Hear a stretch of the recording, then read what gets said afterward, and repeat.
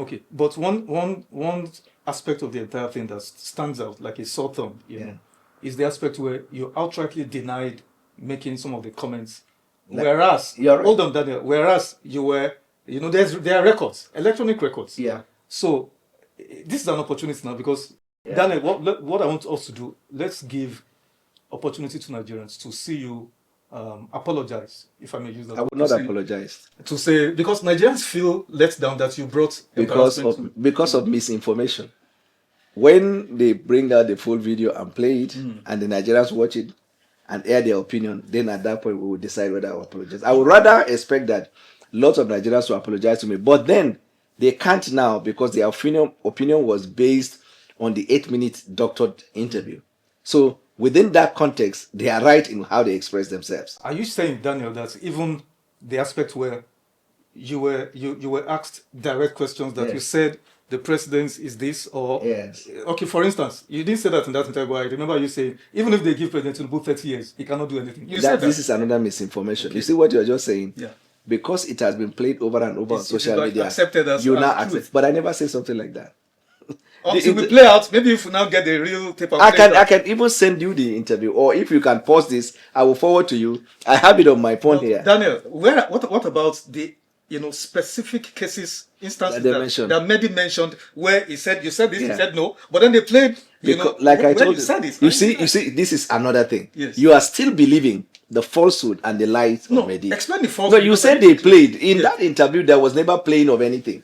Yeah, I admit your explanation that it wasn't played to you when you were there. Yes. They played it afterwards. But no, they did not play it afterwards because there was any hearing again. They produced it afterwards and added it. But the point I'm saying, get it very clear. Let me get it. If the in fact, not even the original, even the 49-minute interview that was doctored. Yes. If you go and watch it, a lot of people didn't watch it. Those who watched it actually contact me and say they were surprised at this thing when they because they're your friends. No, I'm talking of obedience. How I assess my performance from my worst enemies. From obedience. So now they said, so what is the huge? Because in the beginning, he has asked you a question like that and you have admitted. Why is it that later you denied? I told him, let the full video come out. I got frustrated with the way he was repeating what I told him. I acknowledged saying things even more than what you are imagining. But let us go to the issues because now I have changed my opinion and everybody has a right. In fact, on one occasion, I asked him, what is the job of the opposition? He said to oppose. I said, thank you. So, let's tidy up on this. So, you don't owe Nigerians any explanation? No, I don't owe Nigeria. Explanation, yes, I've explained. Sorry, you don't owe us any apologies? No, I don't. Because, it's a sign of, magnanimity, largeness of heart. Yes, if to say, I'm sorry, that was not my best showing. In my life, I have, if anybody that knows me, I am one of the fewest persons that own up to issues when they are correct and I say I apologize. Ask people who are around me. To a point where some people say, you too, they apologize. But I cannot apologize on falsehood, on doctored interview, for which the opinion were based on the doctored interview. You understand? They were based on that. So I will not apologize to falsehood and to fake news until when they release the entire video. Then when you watch it and then you come back to me and say, this is a poor performance. I've watched all the video and I think it's a poor performance. And then I'll apologize to you. Because why I asked was because, when I saw it, I was like, Daniel didn't commit any offense. If you were asked, you said this, simply say, yes, I said it based on the information I had then, or I've changed my mind. Nobody can accuse you for even in the 49 minutes, I urge you, sir, because I'm now using you as a reflection of the society because I'm seeing from the way we are communicating, you probably didn't watch the 49. A lot of people did not because Mediasa released the 8 minutes. No, I watched the entire 49. I watched it. You watched it? Yes, the entire 49. Was there at any material time in the 49 minutes where I admitted to saying things against Aswaju? And I said I did that because I was in the opposition. Yes, there was a point where you said that's the job of the opposition or something. There was a point at that where you said so that. If you have watched it, you will find more than 3 occasions in which I acknowledge. And by the way, for more than 1 year in Nigeria, this thing was litigated. All the TV houses I have been to, all, and what I mean all, podcasts and everything, I have never denied that. I have never denied saying that. And it is out in the public domain anyway. And the president in question, whom I say things in my capacity as the opposition, told me it is just the opposition. Ignore that and just move on with your work. You get the point? So I don't know the hue. You see, Mehdi Hassan did that because he might say that he is not a Nigerian, so he didn't know how that thing was litigated after I've changed my mind, and he has to do that. I don't have a problem with that. I answered all his questions. When he starts saying the same thing after I had warned him, I now made up my mind just to be denying it. Okay, let's tidy up on this with this last question. There are strong insinuations that there are, disenchantments within, disunity within the president's media team, and that indeed this entire Mehdi Hassan saga was a setup. You were sent there and set up, knowing that, assuming that you would fail, you would struggle and probably fail, and that would portray you in bad light before your principal. Is there any substance? I will reserve my comment regarding that because Daniel, please. I don't believe the public has a right to know. Yes, but I don't believe in one. I don't believe in crying. I know what is going on. Yes. Right from when I was appointed. Yes. I know. In fact, it is beyond just assuming. These are things we have to place it because I don't have evidence. That's why I'm asking you. And I am not about to hear from the horse's mouth. To be honest with you, sir. All the places I've been to, I have always de-emphasized conversation around my person. I've not been appointed to speak about myself. It's to speak about the president and his program. Absolutely. That is where you see my best, And I'm not the type of person that will complain about what is going on. But there is division, there's disunity. It's up to you guys in the media. No, confirm it. You are the man in the eye of the storm. Let me tell you. You are the man in the eye of the storm. So let this go to rest. Let's See. Let's just proceed. Let's proceed. Okay. Maybe we'll come back to it when we've dealt with some other. Has the president reached out to you personally in the fallout of the he's my boss now. Have you seen him? Has he called you to say, okay, please don't? Even as yesterday we chatted. Okay, but was there any reference made to that? I reserve my comment. But I can tell you this. Yes. The president has absolute confidence in my loyalty and commitment to him, and he has reiterated that over and over to a point. I sometimes I feel like Daddy, because he continues to say, I have absolute confidence in you and you're doing well. This president is somebody who assesses people part time. He is not somebody who sits down. But the greatest strength that President Bola Tinubu has, the greatest strength, I have been around politicians, the greatest strength that he has is in his ability not to make a quick judgment when information comes to him. Strength, his greatest strength. One of his greatest strengths. Do you know why I'm saying that? I've been around leaders who, knowing that the other party may never get to come and give his side of the story, once they hear something, they act on it. Yeah. The president's belief is that when you come around and speak about people's strength, he appreciates it. When you complain, the first point in his mind is you may have an agenda. So he subjects what you're saying to forensic verification. How he will do that, you will not even know. So that's why you see sometimes people will cook things in the media, sponsor bloggers. There is nothing that didn't happen in this last time, including opinion people high profile, that we are given the brief to write opinion against me, that way the president will be convinced. Skit makers. They were hired. 2 out of these people reached out to me and said, I couldn't take that type of nonsense because I know who you are. I'm talking of prominent people. I'm not talking of social media only. But with all those things, was the president moved? He knows who I am. In terms of commitment, he knows my commitment. The president knows if I'm not committed to him, I will not come and work with him. He knows how much I revered about his qualities and abilities and what he has done to me in terms of drawing me close, forgiving me about all. He knows that it's like a renewed energy in me to want to repay for the kind of large heart that as the father has welcomed for the large heart. Some people are not comfortable with that. Some people are not comfortable with that. And that's why you see all those things. When I see things minding the fact that you were actually part of that family before. Where were they? When I was with him? And one good thing about the president is 99.9% of people who are standing now taking stone and stoning somebody. Jesus said, let who has not sinned among you, let him be the first to cast the stone. 99% of the people doing that have all in their history worked against Aswaju. I'm talking of people closest to him. But you see, we live in a world where like in the days of Jesus Christ. Even the afflicted wants to afflict another person. But this election year, I am not about emphasizing or complaining about me. We have achieved so much with this administration that all I am concerned about is how to propagate it. Oh, I was in London last week. We traveled with the president for the engagement. I was in BBC. These people could appreciate what this government is doing. Now, but let me tell you something that is probably to give a perspective to Nigerians. Since 2023, the political climate has been changed for the negative. When we had for the first time political representatives cut across 3 major languages, and the demographics cut across that, it has built up hate on social media.